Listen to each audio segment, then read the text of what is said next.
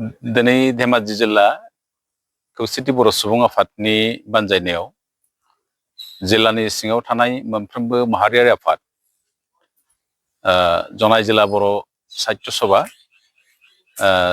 धेमाजि जिल्ला दुलाराय बर' फरायसा आफाद, धेमाजि जिल्ला आइजो अनसाय आफाद, बोखावि लखिमपुर जिल्ला एक्सपिएलटि वेलफेयार ससाइटि आरो XNDP इउनाइटेड फराम धेमाजि जिल्ला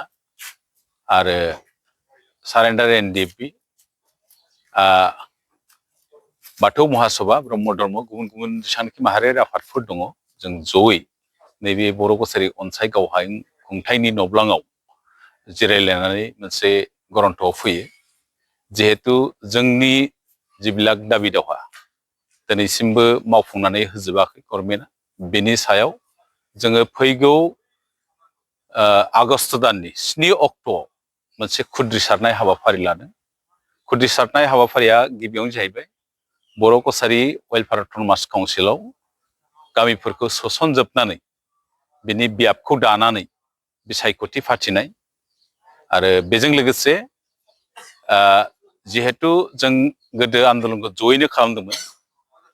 बिटिआरनि बायजोआवबो जिहेतु गोबांथार बर' सुबुं दङ, बे बर' सुबुंनि जौगाथायनि थाखाय स्पेसियेल पेकेज जोंनोबो नांगौ, बेखौ लानानै आरो बेजों लोगोसे जोंनि बर' मिडियामनि जिबिलाक फरायसालिफोर दङ, बे फरायसालिफोरा जाहाथे थांनानै थायो बेनि थाखाय स्पेसियेल रिक्रुटमेन्ट होनाय। मानोना जोंनो आसामनि गिबि मन्थ्रि मानगोनां डक्टर हिमन्त बिश्व शर्मा बिथाङा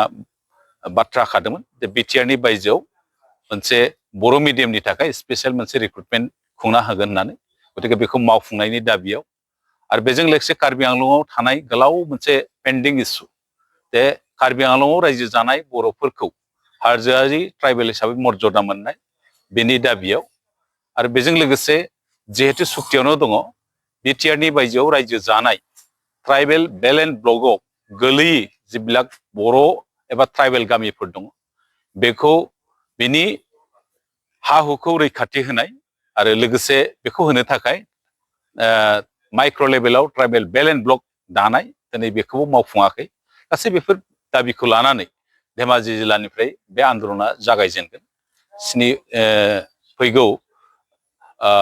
आगस्ट दाननि 7 अक्ट'निफ्राय, बेनि उनाव जों गलाघाट गुबुन गुबुन जिल्लायावबो बेखौ खालामगोन। आरो जोंनि दाबिया बेनो, जिहेतु जों बर' हिसाबै जों जिहेतु आलादायै बिटिआरनि बायजोआव मोनसे गावखुंथाय मोनबाय, बे गावखुंथायाव आसामाव थानाय बिटिआरनि बायजोआव थानाय गासैबो बर'फ्रा बे काउन्सिलाव हाबजोबनो मोननांगौ।